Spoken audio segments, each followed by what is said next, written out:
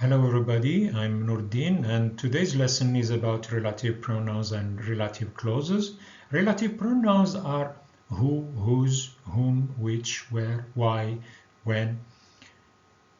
Of course, we use relative pronouns to say more about animals or things or objects. For example, I enjoy movies which employ a lot of special effects. So we use this relative clause to say more about the movies which I enjoy, and which is a relative pronoun. So we are interested first in relative pronouns. So I would like you to spot the relative pronouns in the following text. Let me read the text for you. A very long life. Timothy the tortoise died at the age of about 160 years at his home near Exeter in November 2005. Timothy, whose early life was spent at sea, was thought to be the oldest resident in Britain at the time. He was found by British naval officer Captain John Courtney Everard on a Portuguese ship in 1854. Everard, who was a relative of Earl of Devon, adopted him and he became the mascot of a succession of British ships for nearly 40 years. In 1892 he went to live at Powderham Castle, which is the historic home of the Earls of Devon, and in 1935 he was given a permanent home in the castle's rose garden. At the time of his death, Timothy was owned by Lady Gabriel Courtney, who is the aunt of current Earl of Devon. Lady Devon also lives at Powderham, where Timothy was given a family funeral and was buried in the grounds of the castle. So, can you tell me where the relative pronouns are? Can you spot them? What is the first one? Of course, whose, yes.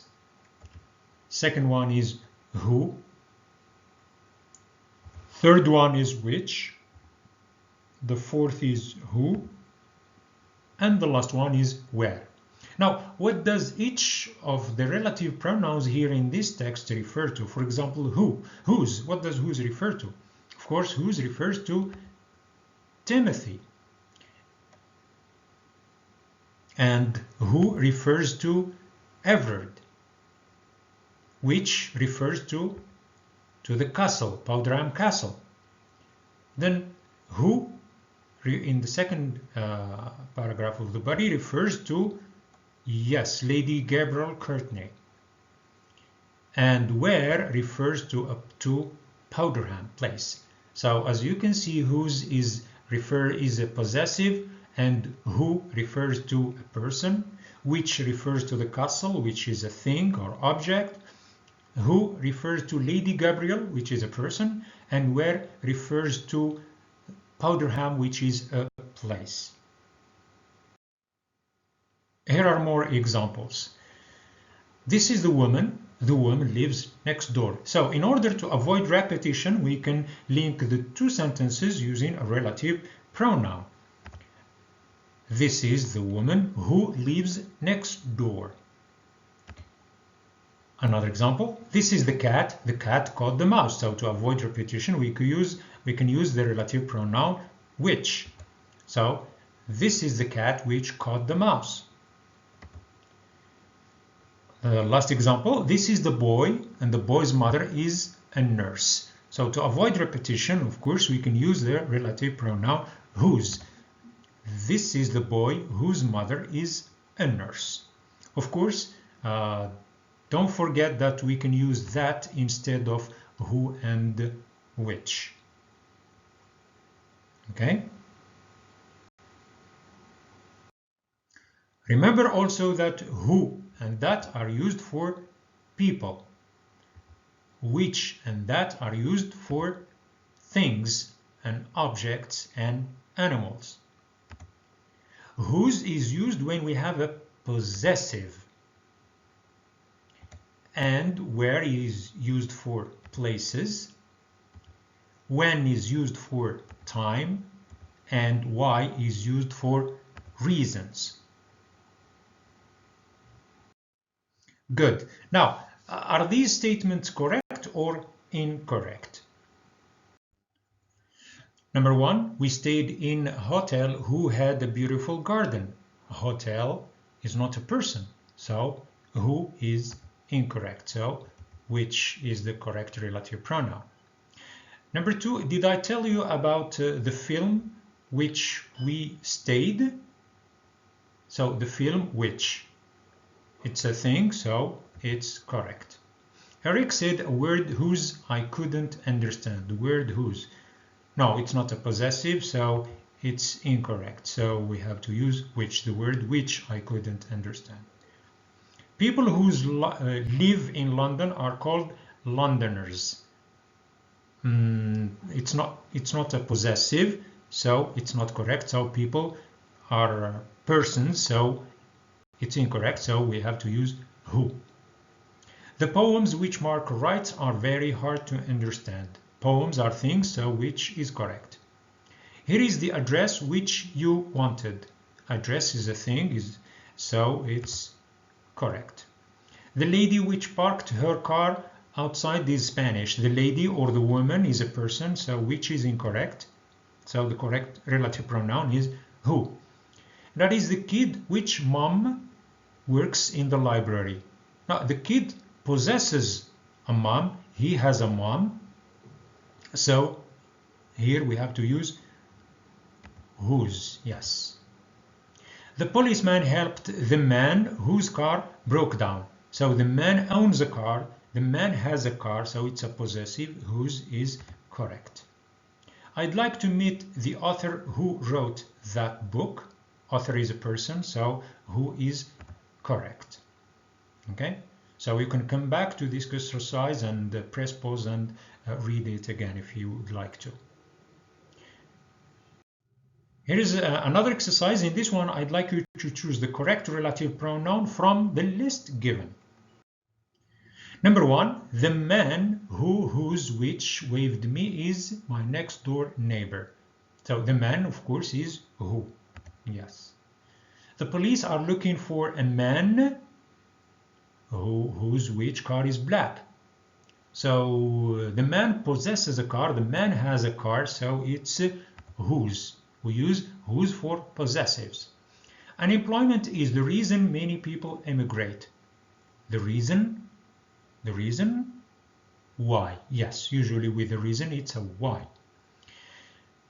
Now, the phone whose which mom bought is second hand. So mom bought a phone, and this which is, because it's a thing, it's an object. The city we live is small and calm. So city here is a place, so it's where. The city where we live is small and calm. I will never forget the day, so day is time, my grandmother passed away. So I never forget the day when my grandmother passed away. Number 7, we saw several cars. Whose, which. Several cars. So cars are things. So cars whose windows. Cars, they possess windows. Cars have windows. So it's a possessive. So it's whose. Number 8, you should vote for the person whose, which you trust most. Yes. So you should vote for the person who or whom. We can use here who or whom you trust, and we will talk about this one, whom, the difference between who and whom, in a second. Okay? Good. Now, please fill in the gaps with the right relative pronoun. Now it's up to you to choose the relative pronouns that is correct. This is the bank was robbed yesterday. This is the bank who? No. Which? Yes. That's Simon. Father is a lawyer. So Simon possesses a father. Simon has a father. So it's a possessive. Simon whose father is a lawyer. The actor I most admire is Tom Hanks. So the actor person is who. We can also use whom. We will talk about the difference in a second. I'm writing about a film was made in 1958. So film is a thing, so which. He came with a friend, which, no, friend is a person, so a friend who waited outside in the car. The places we visited were very interesting. So places are things, so which. It's not where. That's the woman, a person, is in charge of this company. That's the woman who is in charge of this company. The boy bike was broken, was late for school. So the boy possesses a bike, the boy has a bike, and the bike was broken. So it's a possessive, so whose. The hotel we stayed was a 5-star one. So hotel here is a place, so where. Spring is the time. So what do we use for time? We use when. So the time when birds nest. They have their nests. The reason Jack divorced his wife is still unknown. So reason usually is why. I'd like to play hopscotch. I was a child. At that time when I was a child. So time for time we use when. I don't know the reason my friend was crying this morning. So for reason we use why. Tahiti is a place I would like to spend my holiday. So Tahiti is where I would like to spend my holiday. So you can come back to this slide and press pause if you wish and read the exercise again. Now let's move to another thing, and we'll talk about restrictive versus non-restrictive clauses. So this naming or this labeling is not important. What's important is you understand the use of the relative clauses and the use of restrictive and non-restrictive clauses. But you don't need, of course, to remember this labeling or these names. So what is the difference between the two types of relative clauses? So look at the first picture with the 6 balls. And if I tell you, for example, I want the ball, does this sentence have a meaning?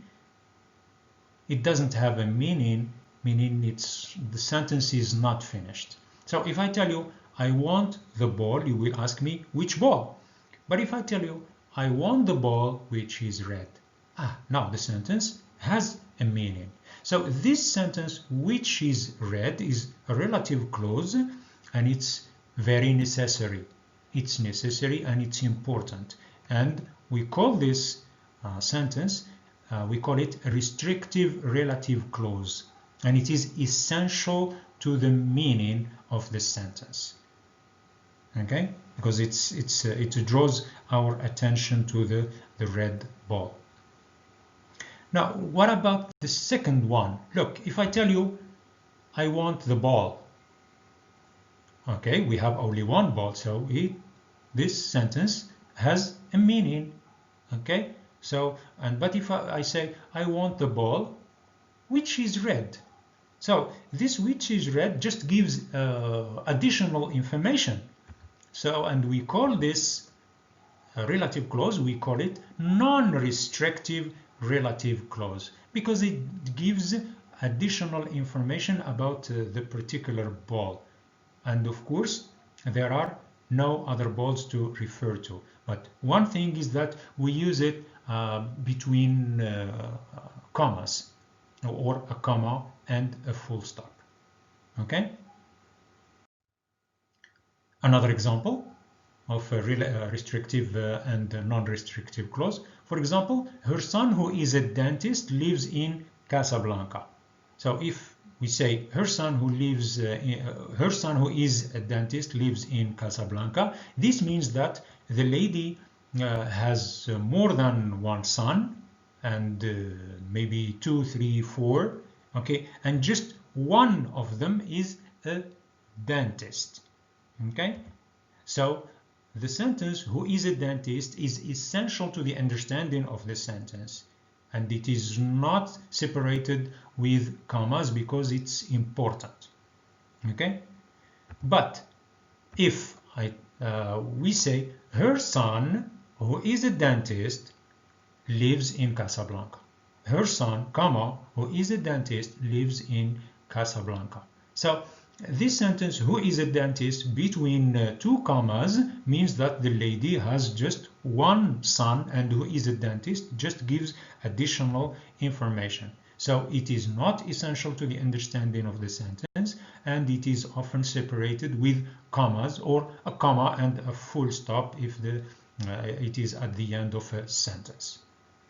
Sometimes we call restrictive relative clauses, we call them defining relative clauses, and we call non-restrictive relative clauses non-defining clauses. But this labeling is not very important as long as you understand how to use relative clauses. Okay. Now, are these clauses, just tell me, are these clauses restrictive or non-restrictive?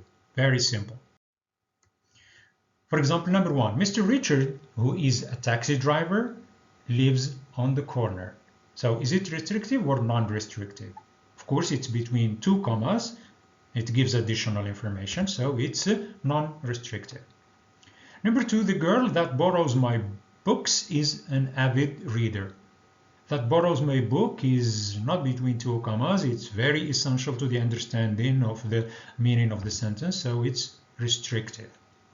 Number 3, William decided to reject the offer, which upset his manager. So which upset his manager is between a comma and a full stop, so it's additional information, so it is non-restrictive. My dog, which is barking now, is in the backyard.